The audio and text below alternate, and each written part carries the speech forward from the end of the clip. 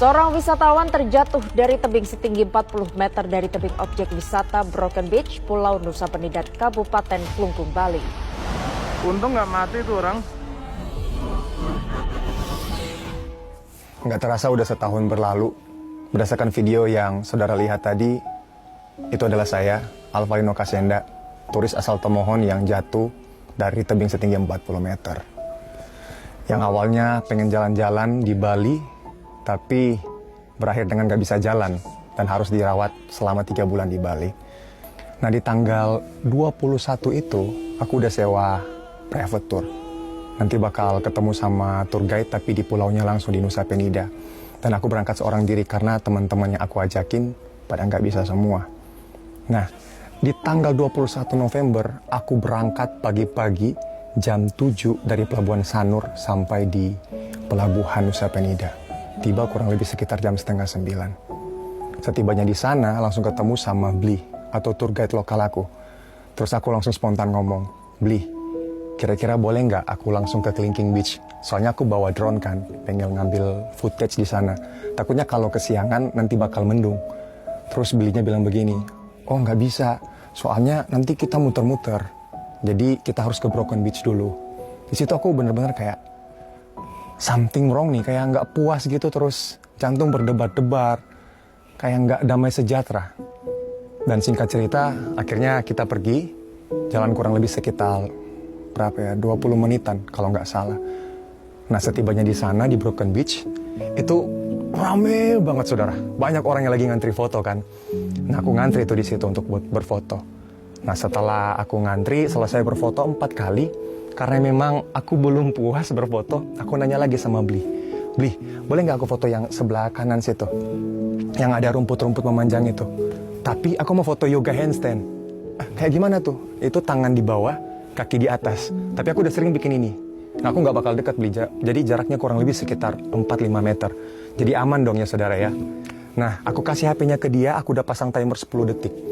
Dan aku yoga handstand-nya arah ke sana, bukan arah ke jurang itu yang setinggi 40 meter. Nah, pas dia udah pencet, aku udah standby.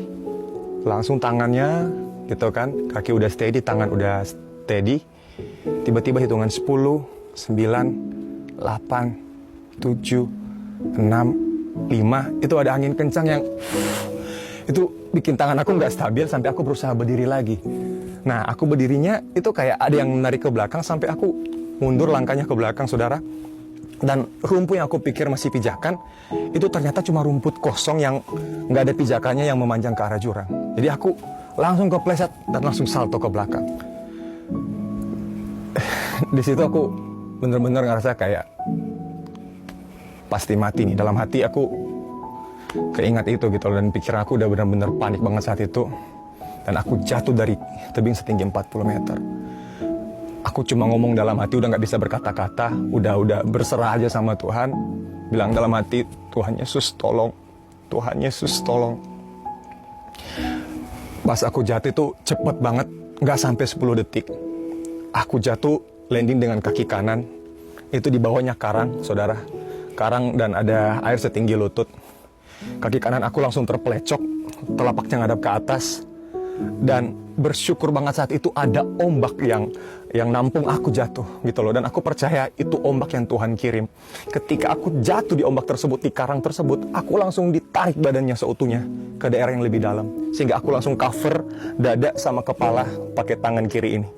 Ini yang kalau saudara bisa lihat, ini bekas jahitan, tulangnya keluar saudara. Ini otot bicep aku pindah ke belakang, tricep pindah ke depan. Itu benar-benar aku cuma panik, aku nangis.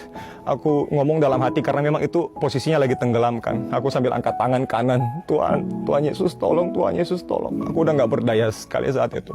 Satu-satunya pengharapanku saat itu hanya Tuhan. Karena aku pikir saat itu aku bakal meninggal ketika ombak tarik. Karena jujur ya saudara, aku bisa tahan napas itu di dalam air cuma 1 menit. Dan itu hampir 10 menit kejadiannya di dalam situ. Tiba-tiba aku udah berserah. Aku dengar suara di telinga kiriku. Kenceng banget ngomongnya. Ngomongnya, be still. Tenanglah. Di situ aku berasa dapat kekuatan baru. Aku berusaha berenang dengan tangan kananku yang nggak kenapa-kenapa. Dan nggak tahu gimana ceritanya, itu seakan-akan ombak kayak dorong aku kembali ke darat, saudara. Aku kembali ke darat dengan posisi kaki kananku, saudara, itu udah terpelecok, udah ngadap ke atas, udah ada karang pasir, dan itu perih banget. Sama tangan kananku udah keluar tulangnya, aku kayak ngelihat, waduh, ngeri banget, saudara, kayak tulang ayam keluar gitu loh. Aku ngerasa kayak Tuhan, sampai tremor banget saat itu. Aku cuma ngelihat orang-orang di atas pada teriak, untung nggak mati tuh orang, ada yang pendarahan, ada yang mati, bayangkan ada yang teriak gitu. Itu rame banget di atas. Sambil videoin, sambil mereka kirim drone untuk kasih air, tapi drone-nya jatuh karena memang berangin sekali saat itu dan ombaknya benar-benar parah saat itu.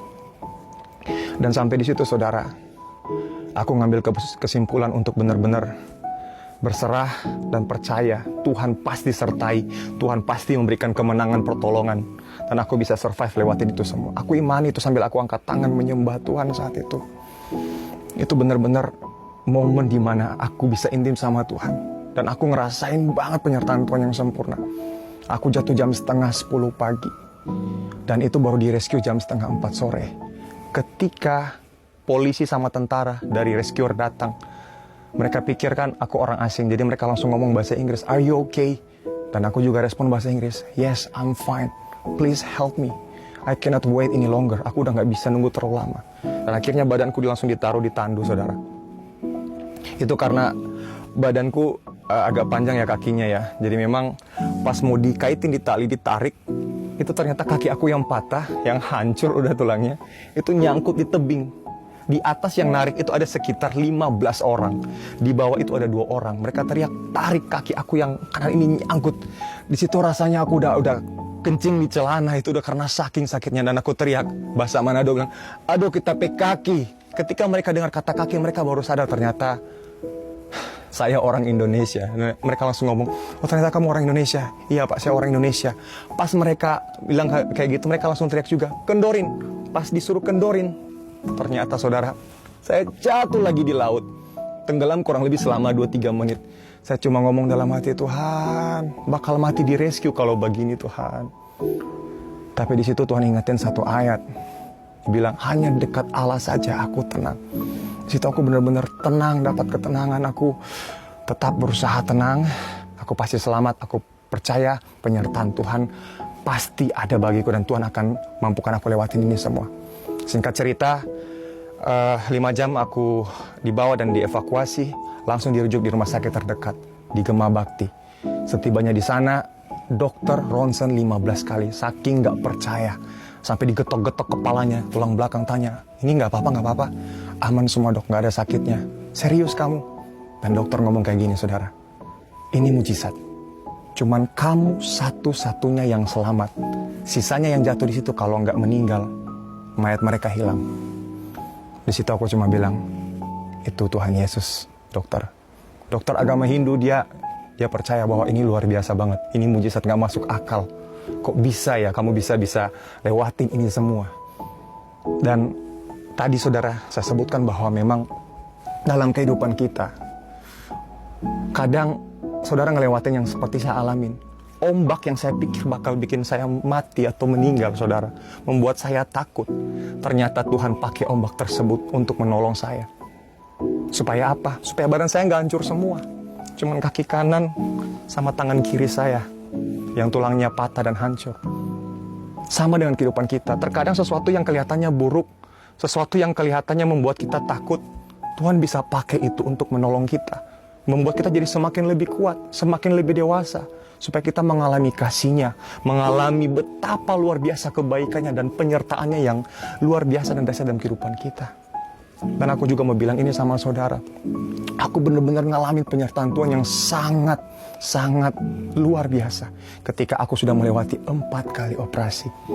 Ya, jadi Tuhan ingetin bahwa kalau kamu sudah lewatin yang sebelumnya, aku juga akan menyertaimu melewati yang sekarang ini.